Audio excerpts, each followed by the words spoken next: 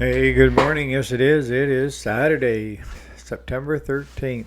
So, what are we going to talk about today? Well, we know how we do on the weekends. We can do what we want, right? But I thought it's about time for a talk on intolerance. And what does intolerance actually mean? And where did agreeing to disagree go out the window? See, I'm lost, so maybe we can figure this out together. So, stay tuned.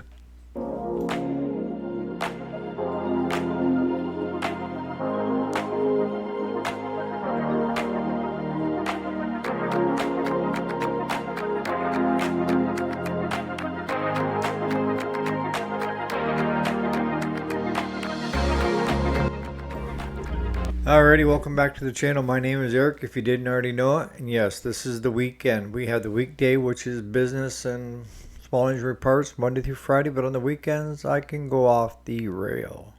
And that's exactly what we're doing today.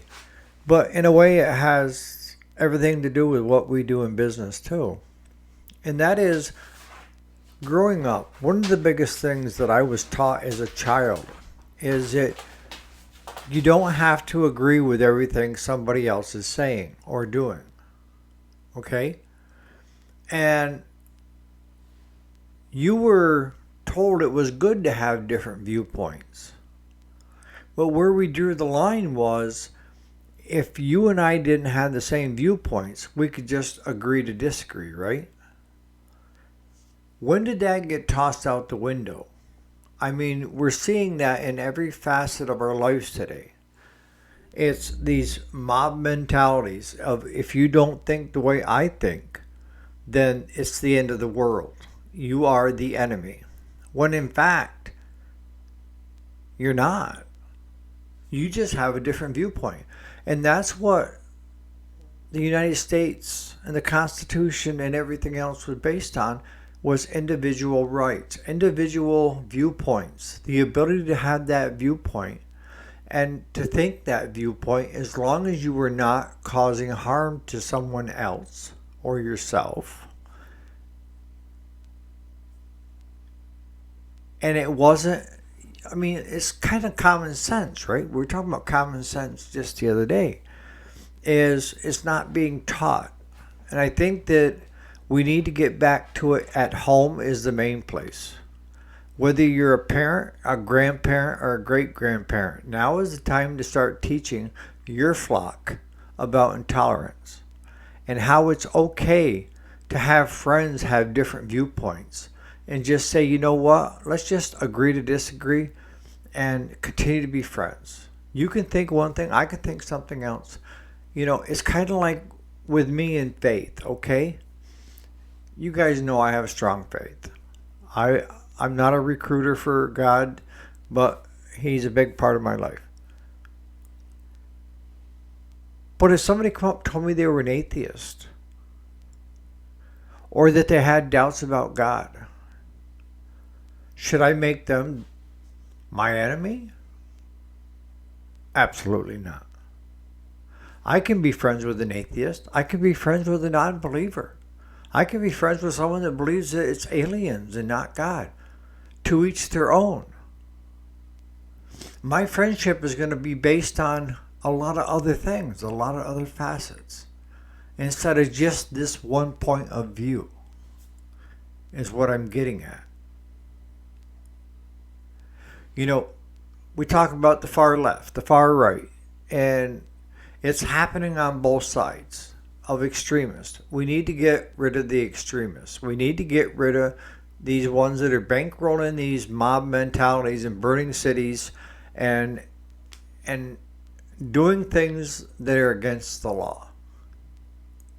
So that's the second thing is, do we need to start making new laws? And my answer is absolutely not. We have too many of them as it is on the books. People get bored and think that they should be doing something, so they create more laws to just drag us down. If anything, we need to clean out a bunch of them. Thou shalt not kill. There's number one. And if you do kill, there's going to be repercussions to it. Not just in heaven or with God when you come onto that pearly gate. It's going to be in life that you are going to be taken stuff taken away from you, your rights and so forth, because you violated somebody else's rights to the extreme, right? Taking somebody else's life unless it's in self-defense is wrong. Taking somebody's life because they have a different viewpoint is wrong.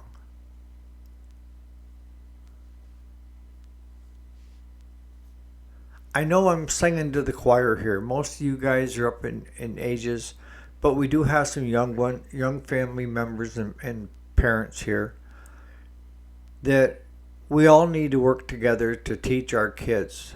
Yank the phone out of their hands, shut it off, and have a sit down and say, this is the way you need to look at life. Take it right back to the basics of you have individual rights and freedoms to express your views, as long as it's not harmful to someone else.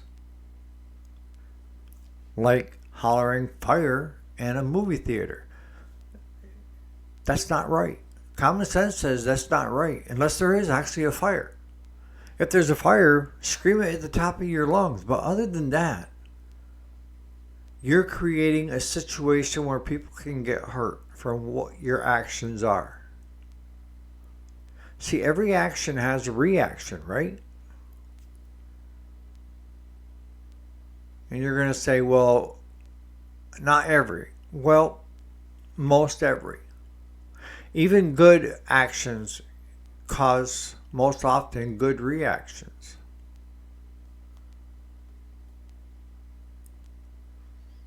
Are you guys teaching your kids and your grandkids and even your great-grandkids intolerance and the ability to have different viewpoints and still be friends? I've seen families splinter over politics. And I'm like, what the heck? Are you really kidding me?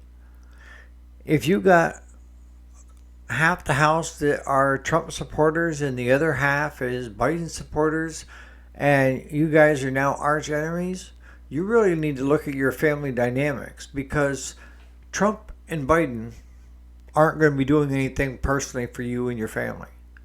You and your family are the most important thing to have. You need family. You need intolerance. You need the ability to say, okay, we disagree on certain things. Let's try to find what we do agree on and go from there. But we'll remain a close family, a close-knit family, or if it's friends, we'll remain close-knit friends.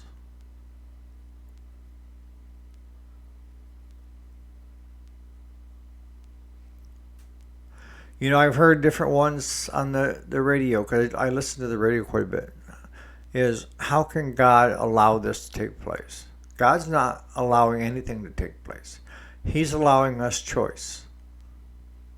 And it was the choice of somebody else to take somebody else's life when it came to Charlie Kirker. I'm not a fan, or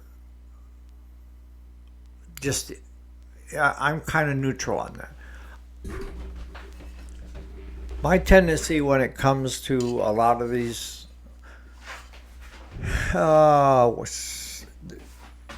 they're getting their viewpoint out and stuff is I'm okay with it, but I don't believe everything everybody tells me. I don't believe, it's, I'm trying to think of the right word, where you have to keep checking things to make sure that they're true. Check and verify. Because you have ones on the right and ones on the left that are screaming at the top of their lungs of what their viewpoints. But if you listen, a lot of times they're talking out their ass and there's no viewpoints and there's nothing there other than I hate Trump supporters, or I hate Biden supporters, or I just hate everybody in general, so let's get together and have a party.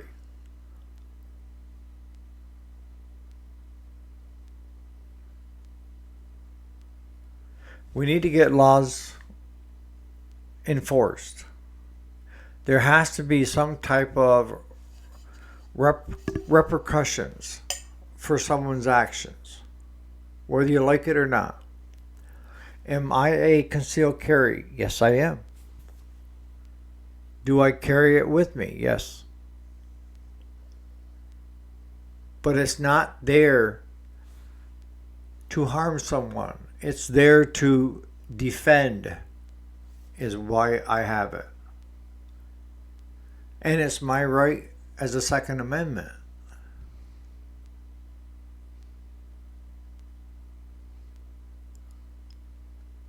Everybody's quick to run to guns, but if you can set a gun on a counter and have it sit there for a week and nobody touch it, it doesn't go off, it doesn't load itself, it doesn't do any of that stuff. It takes an individual. And you can go over into UK, this is my little steppy stool, and where guns are banned and all you hear about is slashings and stabbings, and because they just found a different tool to work with. And you say, well, we need more laws on the books. Well, right now the criminals aren't listening and aren't abiding by any of the laws to start with. So we don't need more laws. We need to give more power back to the individual to defend themselves. That's when it becomes lawlessness, when there's no repercussions, and people that commit horrific crimes are processed, no bail, and out on the street before the paperwork can dry, the ink on the paperwork. But you can say, well, how is God allowing this to take place? It's simple. It really is. It's choice. We are allowed to choose our path. Charlie Kirker chose his path. The would-be shooter, assassination person, chose their path.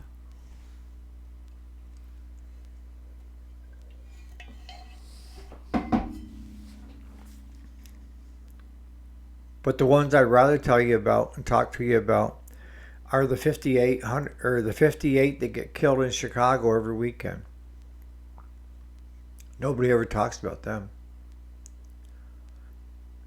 Or the kids that are shot because they're caught in the crossfire of gang wars. Or somebody walked onto somebody else's turf unknowingly. Or someone looked at someone just the wrong way. Intolerance. We need to get back as a society of intolerance and going back to the concept that why don't we just agree to disagree on this topic and move forward. Find things that we can agree on and move forward.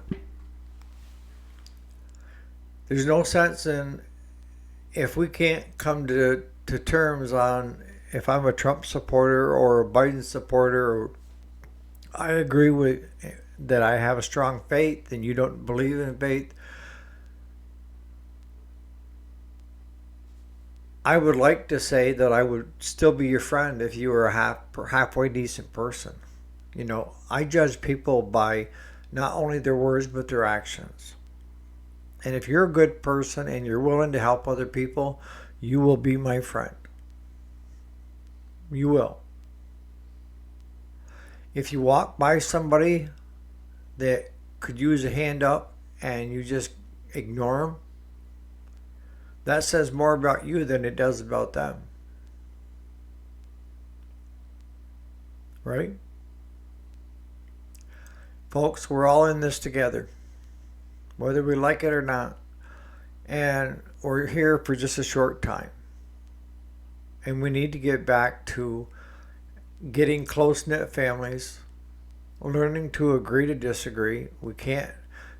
Nobody is going to agree on everything. I would hope not. We wouldn't have any good debates because everybody agreed. No, that's the one thing that happens here in the United States. is that we have free will. We have the ability to think outside the box. We have the ability to start a business, to do so many things that aren't available elsewhere. And we try to teach our kids to have critical thinking. We just talked about that yesterday with AI. That think for yourself. Learn from your experiences. It goes back to when my kids were young, teaching them hot and cold, using cold water and lukewarm water and saying that's hot and that's cold, to teach them the difference. No, I didn't have the hot water, so it burned them. No, just lukewarm so that they could tell that cold and hot. It's time for parents to step up and start raising your kids, and don't let the schools raise them, because schools aren't doing a very good job. I'm hoping that with this being taken out of the federal hands and put into the state hands, the state can do a better job of it. Teachers need to have the ability to teach, right? So on that note, put in the comments what your thoughts are on it.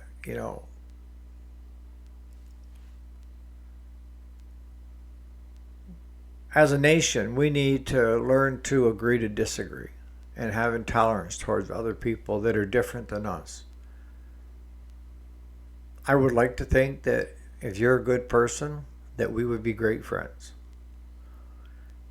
And I'm about 99% sure we would. So on that note, you guys have a great Saturday, and I might have a Sunday sermon tomorrow. Who knows? Enjoy your Saturday.